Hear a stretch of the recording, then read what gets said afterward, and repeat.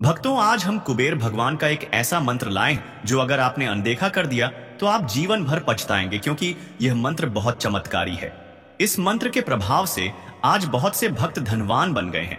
भक्तों, मैं यूं ही हवा में नहीं बोल रहा हूं। शास्त्र और वेद में इस मंत्र की मान्यता पाई गई है, इसीलिए यह मंत्र व्यर्थ नहीं जाता है।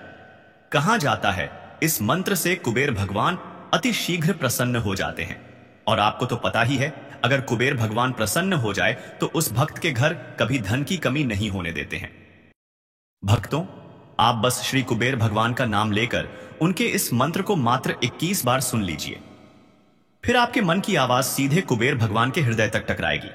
फिर अपने मन में जितना भी धन मांगा होगा वह आपको दे देंगे। बस भक्तों, ध्यान रहे, मंत्र को बीच में अधूरा ना छोड़े, पूरा सुने, तभी इस मंत्र के चमत्कार से आप धनी बनेंगे। तो चलिए भक्तों, मंत्र को शुरू करते हैं।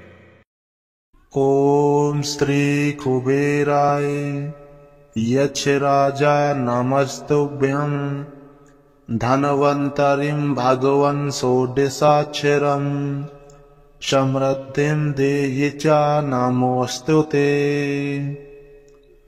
ओम श्री कुबेराय यच्छ राजा नमस्तुभ्यं धनवंतरिं भगवन् षोडशाक्षरं समृद्धिं देहि च नमोऽस्तुते। ओम श्री कुबेराय यच्छ राजा नमस्तुभ्यं धनवंतरिं भगवन् षोडशाक्षरं समृद्धिं देहि च नमोऽस्तुते। ओम श्री कुबेराय यच्छ राजा नमस्तुभ्यं धनवंतरिं भगवन् षोडशाक्षरं समृद्धिं देहि च नमोऽस्तुते। ओम श्री कुबेराय यच्छ राजा नमस्तुभ्यं धनवंतरिं भगवन् षोडशाक्षरं समृद्धिं देहि च नमोऽस्तुते। ओम श्री कुबेराय यच्छ राजा नमस्तुभ्यं धनवंतरिं भगवन् षोडशाक्षरं समृद्धिं देहि च नमोऽस्तुते। ओम श्री कुबेराय यच्छ राजा नमस्तुभ्यं धनवंतरिं भगवन् षोडशाक्षरं समृद्धिं देहि च नमोऽस्तुते। ओम श्री कुबेराय यच्छ राजा नमस्तुभ्यं धनवंतरिं भगवन् षोडशाक्षरं समृद्धिं देहि च नमोऽस्तुते। ओम श्री कुबेराय यच्छ राजा नमस्तुभ्यं धनवंतरिं भगवन् षोडशाक्षरं समृद्धिं देहि च नमोऽस्तुते। ओम श्री कुबेराय यच्छ राजा नमस्तुभ्यं धनवंतरिं भगवन् षोडशाक्षरं समृद्धिं देहि च नमोऽस्तुते।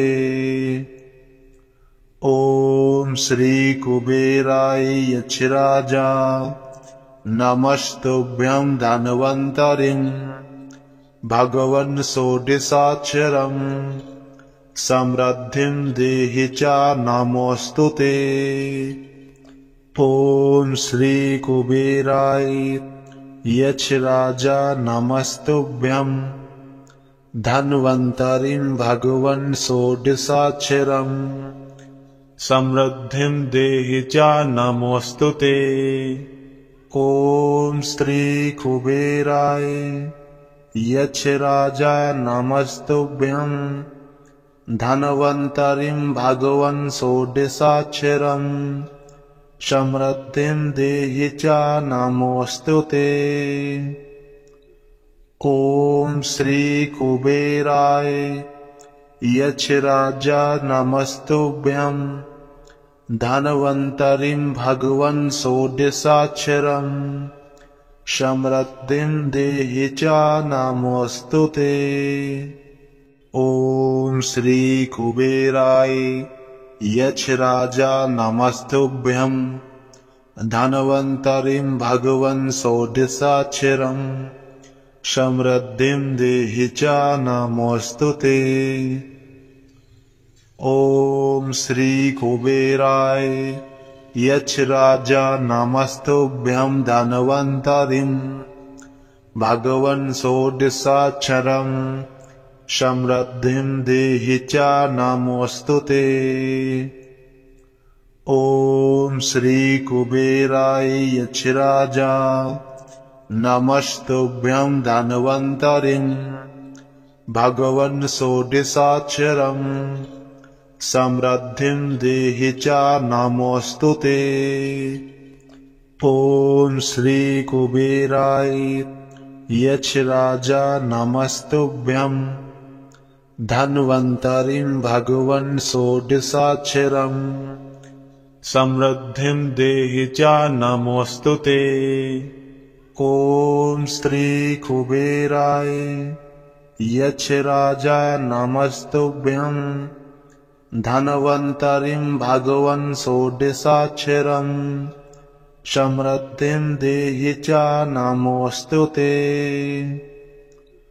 ॐ श्री कुबेराय यक्षराजा नमस्तुभ्यं धन्वन्तरिं भगवन् षोडशाक्षरम् समृद्धिं देहि च नमोऽस्तु ते।